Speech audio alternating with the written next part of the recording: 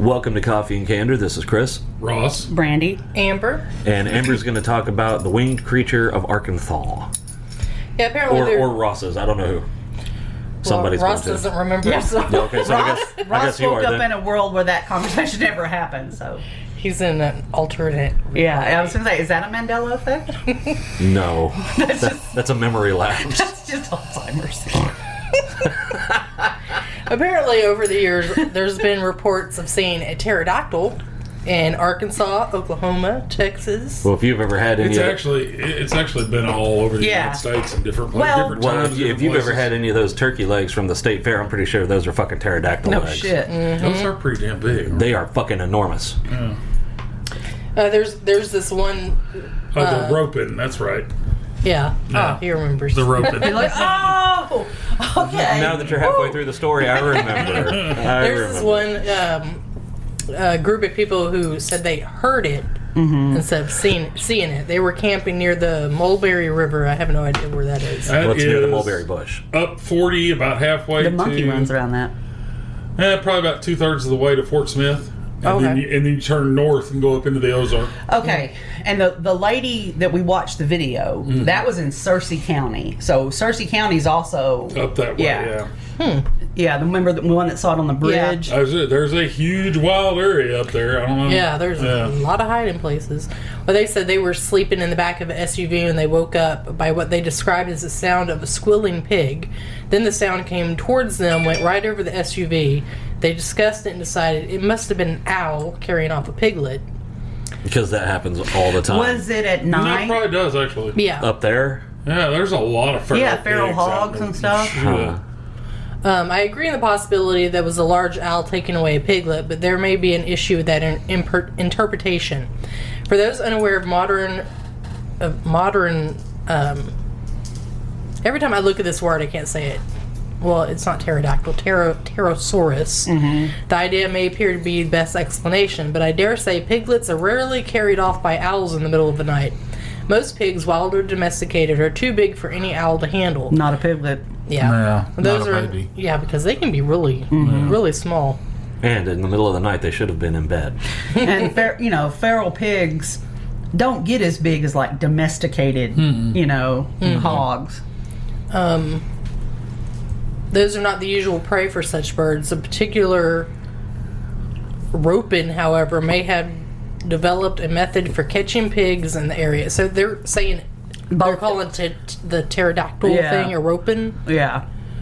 They may have developed a method for catching pigs in that area that would seem a better explanation for me.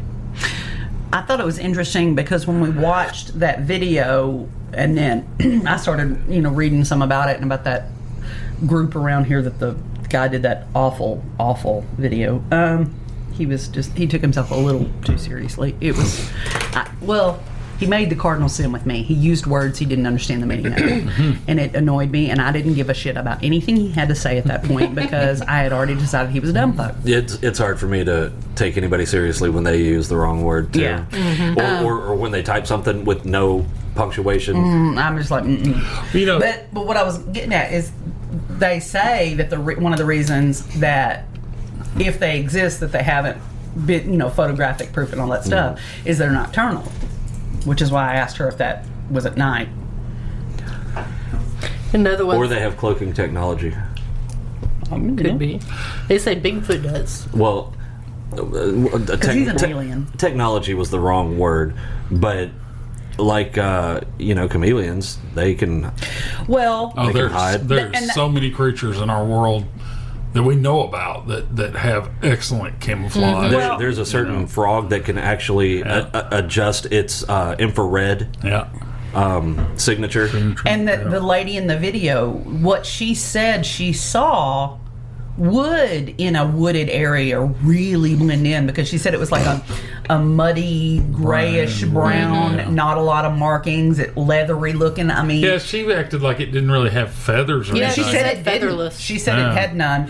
And one thing that she described too is like when she went over the bridge, this thing like came up right beside, came up. Yeah. She said it right seemed like beside- it came out from under And the I bridge. mean, if that's the case, how do you mistake that for something else. No, Well, she the- said the she only- saw enough to see its eye. Yeah, 'cause Yeah. for her, it was in broad daylight. Yeah. It had been up under the bridge, and because she said it had a fish. Oh, that you caught, yeah. I'm telling you, ever seen an osprey? An osprey is a pretty big bird. They're probably that tall, probably 18 inches. Man, they will swoop down on a lake or something and grab a damn fish out of the water and take off. So really, the only reasonable explanation, aside from a pterodactyl, would be like the biggest fox bat in history. Because I like what you described, no feathers, leathery, brownish, muddy, grayish skin. I mean, there's just not a lot of other candidates. Yeah, Well, and the thing is too, like the biggest known bird is condor. Mm-hmm. Condor's a big damn bird. If it's right in your face, it looks humongous. But it has feathers. But if it's in flight, going away from you, it's like, yeah, okay, that's a big bird, but it's not like it looks like it's, ginormous or anything. Yeah. And then the fact that it was close enough she could see its eye makes me believe she would have been able to see detail like feathers and colors. Well, there's all kinds of legends too of similar things, not just pterodactyls, but large predatory birds and the thunderbirds of Native American mythology and everything. And there's pilots in Alaska that fly Cessnas and different things like that talk about encounters flying along, and here comes this thing, and it's the size of his plane. I mean, if you're used to flying your pants, if you're used maybe to not flying, right then, but, No, but at some point, I think right then. and you know how big your aircraft is, immediate a bowel little evacuation. vulture or something flies up to you, you're not going to think that's some gigantic. Oh my God! This you is, just think about you're in a small engine plane like a Cessna or something. Yeah, you're talking about a 20-foot wingspan. Yeah, exactly. And you're up I mean, in that's the fucking air. and there's enormous. people that have reported that. Air suspended in the fucking clouds. No, you're not suspended. You're moving. But you know what I mean? You're up in Yeah. the air. There ain't nothing under you. Well, And- there's ground. And here That's comes why something- crashing is so scary. Here comes a bird or creature as big as you. So if it's as big as you, there's a chance it can knock you up in the sky. Oh, a very easy chance. Whoa. Yeah. What kills me is I don't. What reports do you take seriously? What reports do you discount? Well, I think I get it. There's people that are clueless. They've lived in the city all their life. They've never seen wildlife, so I think to speak of. And yeah, you see a big vulture or something. Oh my God, that's a big bird. But not everybody's like that. Not everybody doesn't have any It's experience. like people who've lived out in the woods or Yeah. rural places all their lives, and they're like, whether it be a "Are you hunter sure or a you hiker didn't or see a bear?" They know what a fucking Like, bear yeah, looks like. bitch, I know what a damn bear Well, looks and like. I think it's kind of like what we talked about last week with the alien thing. You have to kind of weigh the person. If they're stable enough that they've gone to Harvard fucking law school and they've got a legal career and they're an attorney general, you have to think that seems to with me, that has more weight than the crackhead down the street who might be hallucinating from a drug they took. Okay, for instance, one of the sightings of the ivory bill woodpecker in Wattensall was a state trooper. See, he's out. He's patrolling the big and little roads all over our state. Because once they the had time. that and then they had mine, they were like, shit, there's got to be something to this. So that's somebody who's out in the field in this area. He probably has seen just about every kind of wildlife, that would carry more weight than somebody who lives in a high-rise apartment who's never, been out of the city limits. But I mean, how can you, as a skeptic or as just automatically, and they just automatically dismiss Because every they're afraid. account, Most skepticism, I think, is based in fear, because if things that are unexplained actually exist, then you have to re-examine a whole lot of things that we've always believed and we've always held to be absolute truth, and you have to go, well, if we didn't know about that, what else don't we know? That's just like a friend of mine and I were fishing on the Arkansas River one time, and it was if you know anything about the Arkansas River, there's a lot of sand in it, and there's this big long sand flat that's like 6 foot deep. Well, then all of a sudden it drops to like 45 foot, and then it drops to like 60 foot. So we were fishing right off that drop, and we were taking a jigging spoon where you just basically drop it down in the water, and then you pull it up, let it down, pull it up, let it down. A lot of times, as it's sinking back down, the fish will come up and hit it. Mm-hmm. We were both in this one trip at different times. The same thing happened to us. You go to pull back up and just snag. And I mean, I'm talking like you thinking, oh, I must have just grabbed a big log on the bottom or something, because this did not move at all. And then next thing you know, it starts going away from you. Mm-hmm. And actually my buddy, the second time it happened to him, he pulled real quick and he started trying to reel. And he had it for a minute, and it literally started going, right like that. And then just let go. When he reeled in the lure had a fish scale on it that was bigger than $50. Shit.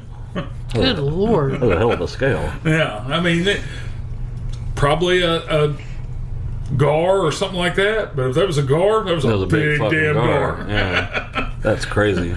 But there's just so many legends about different things like that. I don't think you can just automatically dismiss every one of them. Mm-hmm. Yes, some of them aren't going to be reliable.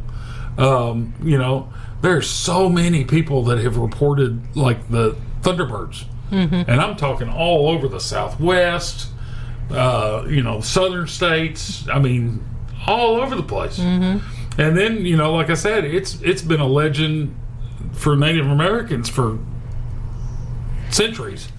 Your flashlight's on. Yeah, your flashlight's on. I was just. And there's just a lot of things like that. I mean, you can't just. I don't think you can just offhandedly just dismiss every one of them. There's got to be something to it. I think it's like anything where there's legends all over the world that different peoples in different places, but they all have this commonality, like the flood narrative, the Bigfoot or whatever you want to call him, or like these prehistoric birds, or what is it that they Okele and Mbembe, in Africa, it's got to be some kind of one of the, like a brontosaur, but a smaller bird. Yeah, smaller like version. when these things have been for generations and generations and all over in different people, there's some truth somewhere. Yeah. There's something. Yeah. They're not. It's not mass hallucinations. It may not be what we think it is, but it's something that. So I think that makes it interesting because it leaves a lot of possibilities. Mm-hmm. Yeah. This woman reported this one in February of 2018. Her husband worked at was working for Buffalo River National Park, Arkansas. She was living in Georgia, and they decided to arrange for a visit. So they had a 2-week rental in a mountain cabin near the park in late August. Every morning I drink my coffee out on the deck of the cabin while the baby was next to me in the playpen.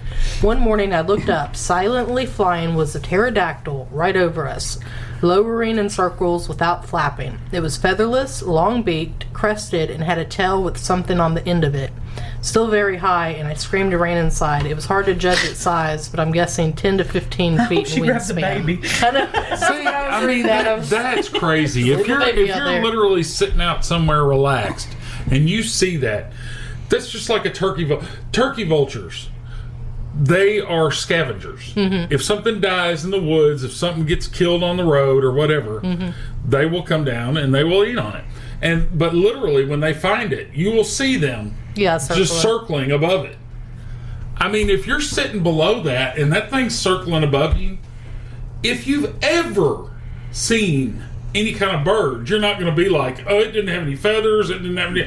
I mean, you're going to know that's a bird. Well, and what's interesting to me in what that was, the video that we started talking about this because of the description down to the crest and the tail and the skin and the it had eyes. to be low enough for her to tell. Yeah. It had a crest. It didn't have feathers. Because the other lady within the video, she talked about the crest too. So, I mean, again, there are these similarities that something, And then the tail with something on the end of it.